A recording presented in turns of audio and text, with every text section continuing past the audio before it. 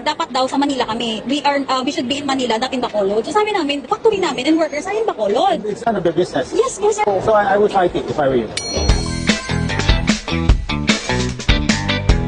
So, paano mo naumpisan itong produkto mo? Nung nag-graduate ako ng BSN, hindi po ako nakapasa ng nursing.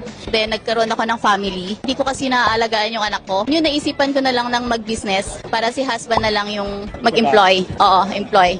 Sa DTY po, pinatraining po kami ng bag making. Itong mga bags, parang galing sa Baguio yung style nito. Opo, waving po ng Cordillera. Sa Baguio, ang dami nito eh. Oo. So, kailangan mag-iba. Ngayon, madami na ngayon. So, yun ang challenge dyan. Oo, yun. Para, kasi, gagaya lang sa'yo. Ito po yung isa na innovation namin.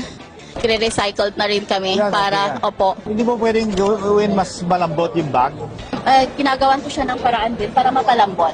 Okay naman ang kita mo. Kapag mid-year, doon naglululo yung sale ko. Ako, pag mag-November na October na yan, dyan na siya mag-increase. Maghanap ka ng mga kulay na younger. Opo.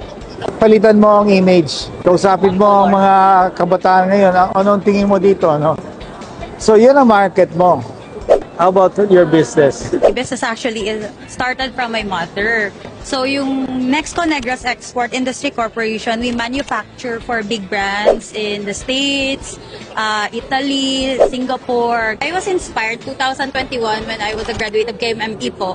So nung 2021, sabi nila, bakit ka nag-export? May market naman sa local. So, ako na medyo daredevil, sabi ko sa mother ko, I will go with local, ma. Thank God kasi si DTI nag-support naman sa amin with the trade fairs.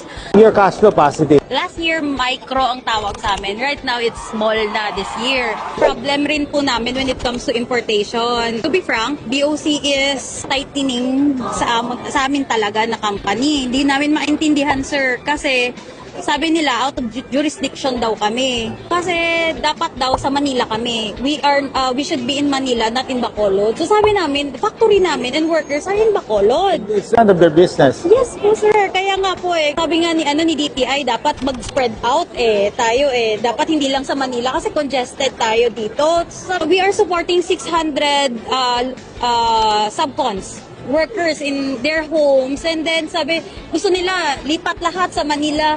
Paano namin dadalhin yun? Negosyo, pero pinapatay. Yan na nga po, sir. Yun yung problem. But are you violating any... No po, sir. Kasi liquidated lahat ng papel. Then file a complaint. So I would fight it if I were you. So okay. So yung benta mo dito, saan? Sa mga tindahan? Sa local market po, saka sa mga online Online. resellers. So yung revenue sa isang buwan, makano? Nag-average pa ako ng mga 20 to 30,000. 1,000. At wala kang inuupa naman. So Parang small scale po, pero nagpatayo pa ako ng bago kong processing plant for cocoa. nagpatayo ka ng building? Opo. Okay. Maliit lang po, mga 100 square meter. Okay. Tapos exclusive for cocoa and suka. So, pero kung umunlad yan, paano yan? May extra lot po naman ako nakatabi. Pwede pong mag-expand. So, yan. Tuloy mo lang yan. Para, and then, kung talagang in packaging lang, kailangan i-improve sa tingin ko. Actually po, iniintay ko lang po yung CPR para po mabago yung packaging. Kasi po, total change po yung depende sa CPR. So, tama. Pag may CPR ka na, Total, babaguhin po. kasi parang backyard eh. So, kailangan iba kung magandang wrapper niya. Good luck. Thank you.